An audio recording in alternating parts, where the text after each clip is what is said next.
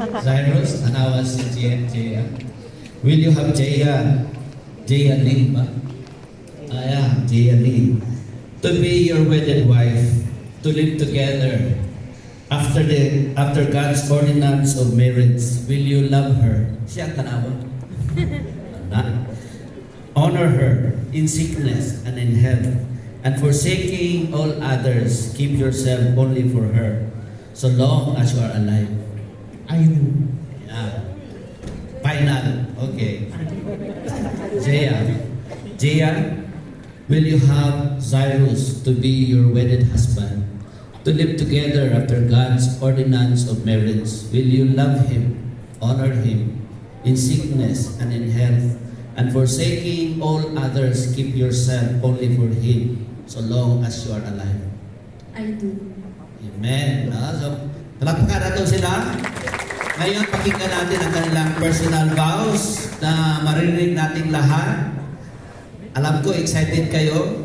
Excited rin si Lord. This is a lifetime vow or covenant that you are sinasabi ninyo mula sa puso. Mauna tayo kay. Sige. Si Jay, ang tingnan mo as you make those vows. Okay. From being strangers to lifetime partners.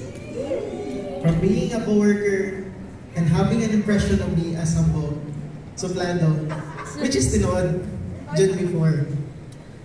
To being a humble co-partner, thank you Lord na nako-partner yun. An unexpected trip of God's itinerary turned to be the start of a lifetime journey with the godly woman He chose for me. I didn't expect my invitation to have a trip to Kalambarak on November 6, 2022 to be my first trip towards Jesus. Then starting that day, indeed, my life was never been the same again. Day by day, I am changed. Not an easy journey, but I realized that the one who redeemed me from my past has never left me and has been with me since then. And praise God, I got Jaya as a bonus. And then I realized that time God has prepared me for a greater purpose, molding my character, leaving behind the old me, and change me from glory to glory. As the day go by, I forgot my past and embraced God's new creation in me. I believe that true people loves you, lead you to God. And thank you, Pal, for leading me to Jesus. And that is the main reason why I love you. From the moment God brought us together, I knew He is the center of our love. And from Him, I'll draw my love I have for you. Today, before the Lord and our families, our friends, and all these witnesses, I vow to honor you as my partner, my wife, my lifetime one and only love. I will continue the purpose the Lord has started in my life and finish it along with you in His perfect time for His glory and honor.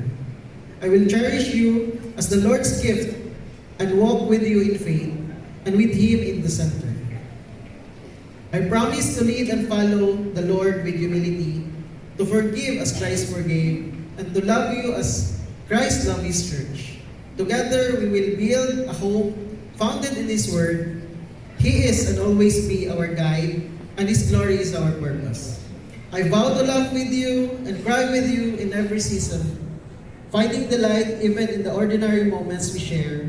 Honor your strengths, lift you up when you are weary, and dance in celebration through life victories.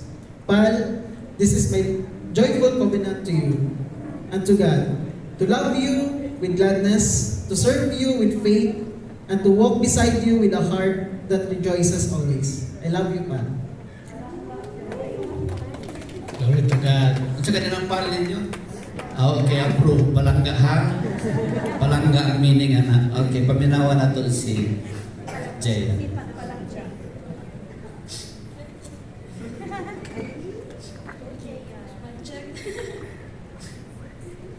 Hi, Pali.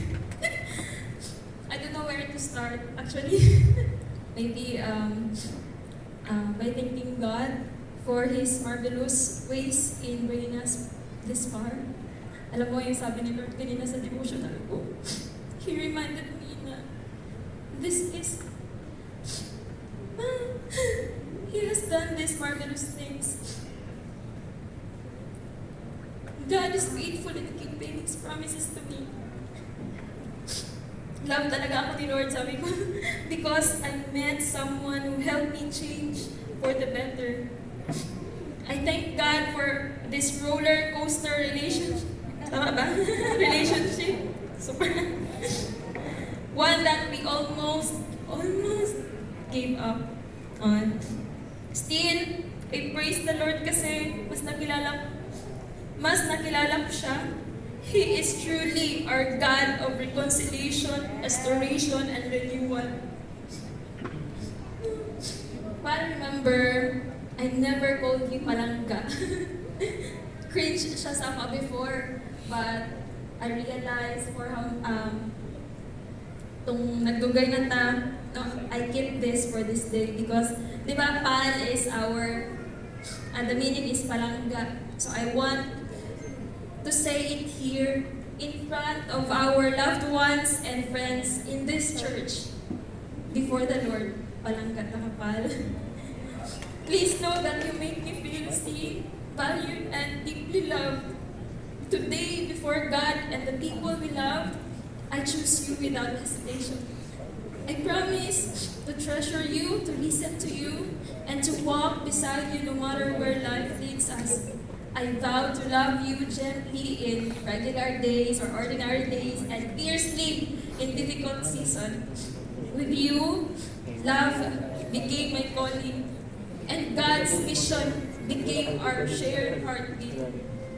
I choose you, Pal, and together I choose God's mission. I vow that our home will be a lighthouse, our marriage indeed is a testimony, and our love a reflection of Christ. May every step we take draw people closer to Him. With you, I commit to a lifetime of winning souls and making disciples and building God's kingdom faithfully, joyfully, and together. I love you, Pal. Do you want more poetic?